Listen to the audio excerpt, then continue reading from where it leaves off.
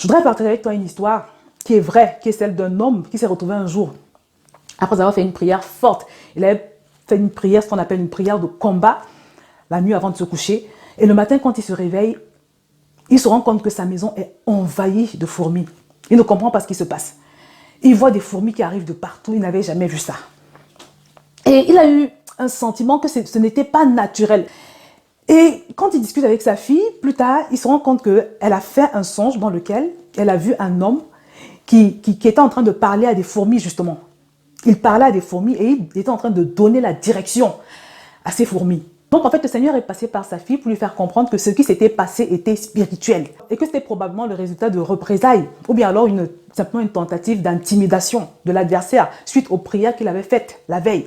Et quand j'ai entendu cette histoire, je me suis dit vraiment, si l'ennemi est capable, s'il prend la peine de donner la direction aux fourmis en ce qui concerne ta vie, si le diable prend la peine de donner des ordres, de donner des directives en ce qui concerne des aspects de ta vie, en ce qui concerne les choses qu'il veut voir arriver dans ta vie, toi, qu'est-ce que tu fais pour toi-même, pour ta propre vie? Quels sont les ordres que tu donnes pour ta propre vie? Quels sont les décrets que tu fais le matin avant l'aube pour que ta vie prenne une certaine direction? Quels sont ces décrets, mon frère? Et je voudrais te dire aujourd'hui, mon frère ou ma soeur, que pendant que tu te tais, pendant que tu ne dis rien, pendant que tu te dis que tu comptes simplement sur la miséricorde de Dieu, pendant que tu te dis que le Seigneur va faire parce qu'il est bon et miséricordieux, il y a des gens qui se lèvent avant l'aube, qui opèrent de nuit, pour donner des directives concernant ta vie, pour donner des directives concernant tes enfants, pour donner des directives concernant tes finances, pour donner des directives concernant ta vie sentimentale. Je voudrais que tu deviennes un homme de prière, que tu deviennes une femme de prière, parce que la Bible nous dit prier sans cesse.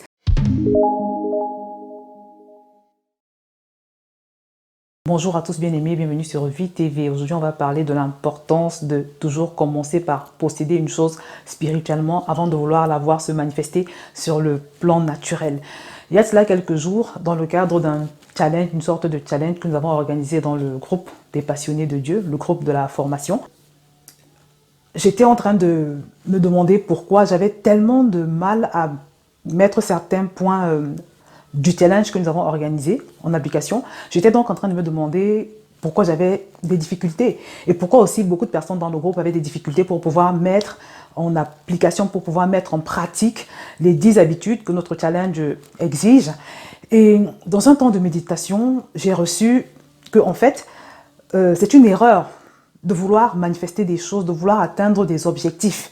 Quand bien même ces objectifs sont spirituels, ils sont louables, c'est des choses que le Seigneur veut, c'est une erreur de vouloir atteindre ces objectifs, de vouloir les manifester sur le plan naturel, tant qu'on ne les a pas conquis sur le plan spirituel.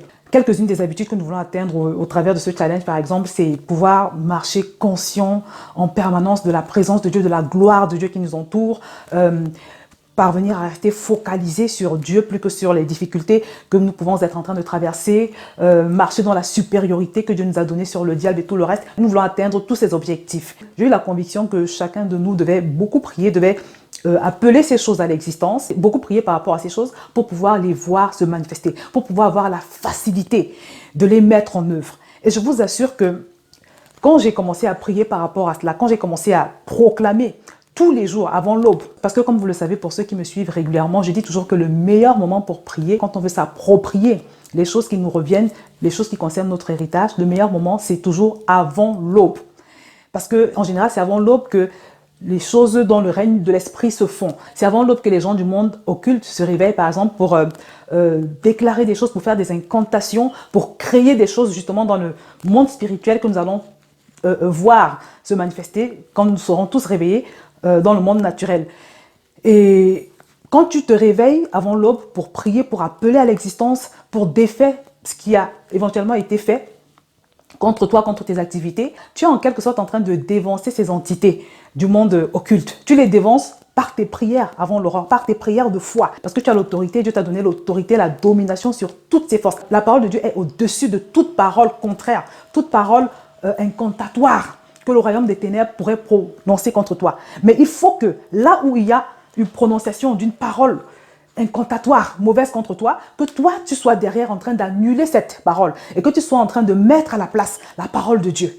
Et tu dois le faire avant l'aube. Tu dois déjouer ces entités occultes parce qu'elles travaillent avant le lever du soleil. Et c'est pour ça qu'un enfant de Dieu doit toujours prier quand il veut faire des prières efficaces.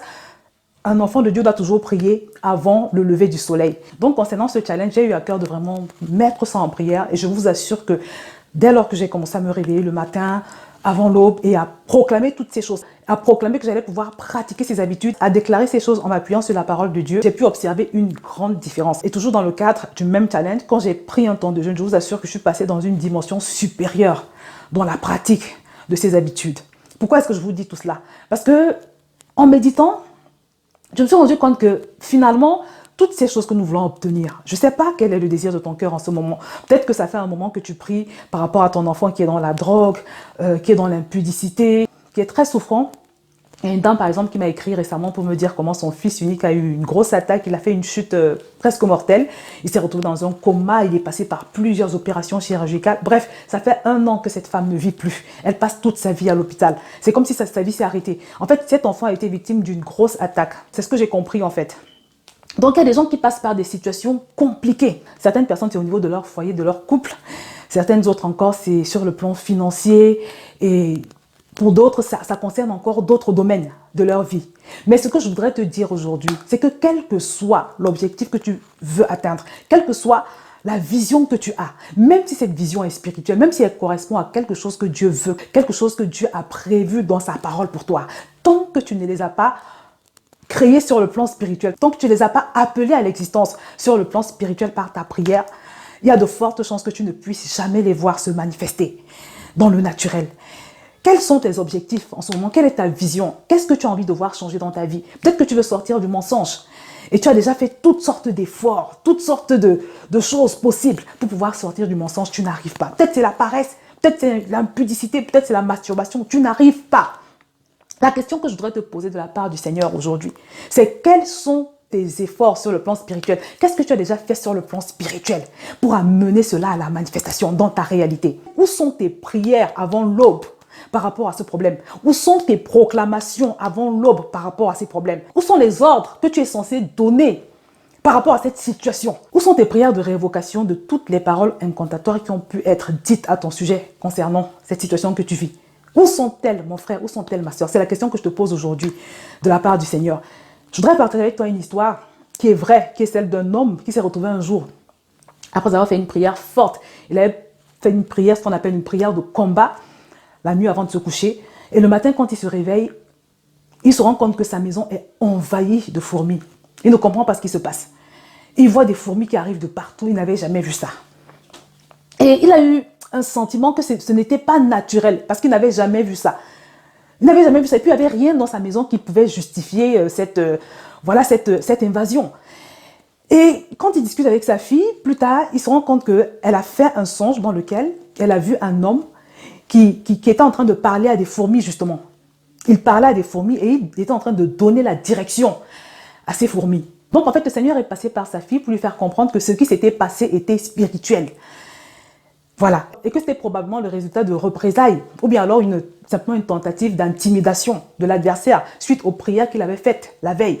Et quand j'ai entendu cette histoire, je me suis dit vraiment, si l'ennemi est capable, s'il prend la peine de donner la direction aux fourmis en ce qui concerne ta vie, si le diable prend la peine de donner des ordres, de donner des directives en ce qui concerne des aspects de ta vie, en ce qui concerne les choses qu'il veut voir arriver dans ta vie, toi, qu'est-ce que tu fais pour toi-même, pour ta propre vie? Quels sont les ordres que tu donnes pour ta propre vie? Quels sont les décrets que tu fais le matin avant l'aube pour que ta vie prenne une certaine direction? Quels sont ces décrets, mon frère? Et je voudrais te dire aujourd'hui, mon frère ou ma soeur, que pendant que tu te tais, pendant que tu ne dis rien, pendant que tu te dis que tu comptes simplement sur la miséricorde de Dieu, pendant que tu te dis que le Seigneur va faire parce qu'il est bon et miséricordieux, il y a des gens qui se lèvent avant l'aube, qui opèrent de nuit, pour donner des directives concernant ta vie, pour donner des directives concernant tes enfants, pour donner des directives concernant tes finances, pour donner des directives concernant ta vie sentimentale. Et je voudrais t'inviter, mon frère, ma soeur, je n'ai pas l'intention de faire une longue vidéo aujourd'hui, à prendre cette parole en considération. Je voudrais que tu deviennes un homme de prière, que tu deviennes une femme de prière, parce que la Bible nous dit prier sans cesse. Jésus priait sans cesse. Jésus priait, il se réveillait avant le lever du soleil, et il priait au moins 1 heure. Quand on lit la Bible, c'est ce qu'on peut voir. Je voudrais t'inviter, mon frère, à rentrer dans ce cycle de prière. Parce qu'il faut que tu comprennes que tout ce qui n'est pas fait dans la prière n'est pas fait du tout. Quels sont les obstacles que tu rencontres dans ta vie? Parfois, tu ne comprends pas tes blocages. Mais en fait, la vérité, c'est que cette chose que tu as du mal à obtenir a été réquisitionnée quelque part dans le royaume des ténèbres. Tu observes une chose dans la vie de ton enfant, tu penses que c'est le hasard. Non, ce n'est pas le fait du hasard. C'est quelque chose qu'on lui a fait. C'est quelque chose qui a été fait contre lui. C'est une parole qui a été déclarée, un décret qui a été fait sur sa vie. Et pour que ton enfant soit libéré, il faut que tu défasses ce qui a été fait. Et tu le défais comment? Par tes paroles, par tes déclarations qui s'appuient sur la parole de Dieu. Et comme je le dis, tu les fais le matin avant l'aube. Vous savez, entre parenthèses, c'est le genre de choses qu'on étudie dans la formation des passionnés de Dieu. Parce que c'est vrai qu'au moment où je te le dis, c'est important de faire ces prières, c'est vrai. Mais si tu veux faire ce genre de prière et que tu n'es pas né de nouveau, ça ne va pas marcher. Si tu ne sais pas qui tu es en Christ, ça ne va pas marcher non plus. Parce que c'est important que tu comprennes quelle est l'autorité que Dieu t'a donnée en Christ. Quelle est la position spirituelle que tu as par rapport à ces démons, à ces entités occultes qui font des incantations sur toi, ta famille, ta vie et tout le reste. C'est important que tu saches quelle est la position spirituelle que Dieu t'a donnée au-dessus d'eux pour pouvoir faire des prières efficaces. C'est important que tu saches ce que Jésus a fait à la croix pour toi. C'est important que tu saches que tu as désormais un vêtement de justice, que tu n'es plus dans la condamnation, qu'il n'y a plus de condamnation pour toi parce que tu es en Christ. C'est important que tu comprennes toutes ces choses. Et c'est pour ça que je voudrais profiter de cette opportunité pour t'inviter, pour t'inciter vraiment à t'inscrire à la formation des passionnés de Dieu. Ça ne va rien te coûter. Même si tu es élève, il n'y a pas de problème, il n'y a pas de souci. C'est totalement gratuit pour les élèves. Ma plus jeune élève est âgée de 13 ans. Elle est âgée de 13 ans. J'ai eu des enfants de 16 ans que j'ai vu suivre la formation avec assiduité et sortir de là vraiment totalement renouvelés. Donc, il n'y a pas de souci. Ce n'est pas une question d'argent. Ce n'est pas du commerce que je fais. Moi, je considère que cette formation est gratuite parce que le prix auquel je la fais, vraiment, c'est juste un prix, parce qu'il fallait mettre un prix. Mais la formation est totalement ouverte, elle est accessible à tout le monde. Et vraiment, si tu ne l'as pas encore faite, je t'invite à la faire. Parce que c'est vrai que tout ce que je dis, je ne sais pas si tout le monde va pouvoir faire cette prière comme il faut, avec foi. Parce que tout avec le Seigneur marche par la foi. Si tu n'as pas la foi et si tu n'es pas conscient de ces choses que j'ai évoquées tout à l'heure, de ton autorité, de tout cela, tu vas faire des prières dans le vide. Donc, pour en revenir à ce que je disais, à savoir que on ne peut pas vouloir posséder les choses sur le plan naturel quand on ne s'est pas assuré que nous les avons déjà sur le plan spirituel. Je voudrais partager avec toi l'histoire de cette femme qui était célèbre dans tout son quartier pour les coups que son mari lui donnait au quotidien. C'était une femme battue, mais quand je dis battue, elle était sauvagement battue chaque jour que Dieu faisait. Mais cet homme la battait tous les jours. Tous les jours. Et même quand elle est tombée enceinte, elle avait 8 mois de grossesse. Il n'arrêtait pas de la battre. Et c'était quelque chose de spectaculaire dans tout le quartier. Elle en souffrait tellement. Jusqu'à ce qu'un jour, un pasteur débarque dans leur ville et puis il décide de faire des prières dans la famille. Et c'est au cours de cette prière que le Seigneur révèle que toutes ces douleurs, toutes ces luttes dans le foyer de cette femme avaient pour origine des incantations qui étaient faites tous les jours, très tôt le matin, par sa sœur qui était dans la sorcellerie en fait, qui était dans un groupe de sorciers ou de sorcières, je ne sais pas, mais en tout cas, elle faisait des choses pas nettes. Et c'est elle-même qui l'a confessé, elle a confessé sous l'effet de l'onction sur la vie du pasteur, de l'homme de Dieu. Et elle a donc confessé que tous les matins, elle venait se positionner pas loin de leur maison et elle disait des paroles. Elle disait des paroles incantatoires pour créer cette situation dans le foyer de sa sœur. Et c'est pour vous dire, mes bien-aimés, que parfois vous traversez des situations et vous pensez que c'est juste le fait du hasard, c'est le fait de la malchance, c'est parce que non, non, non. Très souvent, la source est spirituelle. Très souvent, surtout quand c'est ce genre de choses comme ça, un homme qui te bat alors que tu as 8 mois de grossesse, c'est souvent spirituel. Mais comme malheureusement, la plupart des chrétiens ne prient pas, quand bien même ils prient sans foi, ils prient sans savoir qui ils sont en Christ, ils prient sans autorité. Ils font des prières vraiment pas efficaces. Et c'est comme ça que ce jour, cette fille a été libérée. Mais avant d'être libérée, elle a subi des années de tourments, de tortures. Et pourtant, si elle s'était levée dans la prière, si elle avait été une femme de prière, si elle avait été une femme qui se lève à l'aube tous les matins, et qui se lève et qui bombarde. Parce que quand tu vis des troubles dans ton foyer, la chose à faire, ce n'est pas de te contenter d'essayer de traiter le problème dans la chair, d'aller voir les gens à gauche et à droite pour essayer de vous réconcilier, de parler à ton mari. Non, non, non. Commence d'abord par prier. Parce que très souvent, ton mari qui te bat ou alors ta femme qui est têtue est sous l'emprise d'un esprit méchant. Ce n'est pas forcément des incantations qui sont faites, mais parfois c'est des esprits de persécution, c'est des esprits qui influencent les gens parce qu'ils ne veillent pas suffisamment, parce qu'ils ne prient pas suffisamment. Et tu as donc besoin de faire des prières fortes, des prières conséquentes, de te lever avant l'aube et d'annuler tout ce qui peut être en train d'être fait dans la vie de ton mari, de ton épouse, pour le rendre aussi méchant. Tu effaces, tu annules tout ce qui est en train d'être fait sur lui. Et tu déclares ce que tu veux voir dans ton foyer. Pendant que la sorcière sera en train d'essayer d'appeler le malheur sur ta maison, tu vas appeler la paix, tu vas appeler la joie, tu vas appeler l'amour, tu vas appeler l'entente, tu vas appeler tout ce que tu souhaites pour ta maison. Tu vas plaider le sang de Jésus sur ton foyer, sur ton mari, tu vas plaider le sang de Jésus autour de ta maison. Et quand tu le fais tous les jours, je t'assure que c'est comme un bras de fer. Si tu le fais avec persistance et en t'appuyant sur ce que Dieu dit dans sa parole, parce que la parole de Dieu est supérieure à la parole du diable, à la parole qu'une sorcière pourrait dire, tu vas avoir la victoire, tu vas avoir le dessus. Elle va finir par se décourager. Elle va finir par se détourner de ta maison et par trouver une autre maison à maudire. Ce que je partage avec vous aujourd'hui, je l'ai expérimenté avec mes enfants. Je partage toujours ce témoignage que quand ils sont arrivés au collège, je me suis rendu compte de la puissance d'égarement qui agit dans les lycées, dans les collèges. Et vous vous rendez compte que quand vos enfants arrivent à l'âge de l'adolescence, quand vos enfants arrivent au collège, au lycée, ils commencent à manifester des comportements parfois bizarres, des comportements étranges, des comportements qu'ils n'ont jamais manifestés avant. C'est la mauvaise influence du collège parce qu'en fait, le diable passe par leurs camarades pour les influencer négativement. Et la chose à faire dans ce cas, c'est souvent de prier. Parce que comme je le dis toujours, de la même manière que Dieu a des plans glorieux pour nous, pour nos familles, pour nos enfants, le diable aussi a ses plans et il a ses projets. Mais sauf que rien ne se fait comme ça. Satan, il est déterminé, il planifie. Il fait tout ce qu'il faut pour que ses plans se manifestent dans la vie de tes enfants, pour que ses plans se manifestent dans ta propre vie. Et c'est pour ça que si toi, de ton côté, tu ne fais rien pour voir cet enfant être un enfant sage, un enfant réfléchi, un enfant qui réussit dans ce qu'il fait, si tu ne le crées pas spirituellement, tu ne vas pas le voir se manifester. Et c'est l'expérience que j'ai vécue avec mes propres enfants. Parce que quand j'ai commencé à proclamer pour ces enfants, à prier pour eux, à déclarer des choses sur leur vie, à déclarer des choses que Dieu a réservées pour mes enfants, j'ai vu une grosse différence, j'ai vu un grand changement. Donc mes bien-aimés, derrière beaucoup de nos situations se cache souvent une réalité spirituelle par rapport à laquelle malheureusement nous sommes souvent indolents, si je peux dire ça comme ça, par rapport à laquelle nous ne réagissons pas comme nous devons réagir, par rapport à laquelle nous ne faisons pas ce que nous devons faire. Et c'est pour ça que je voudrais t'inviter aujourd'hui à faire une liste de toutes ces choses que tu sais que Dieu a dit pour toi, pour ta vie, pour ta destinée. Toutes ces choses que le Seigneur t'a mises à cœur.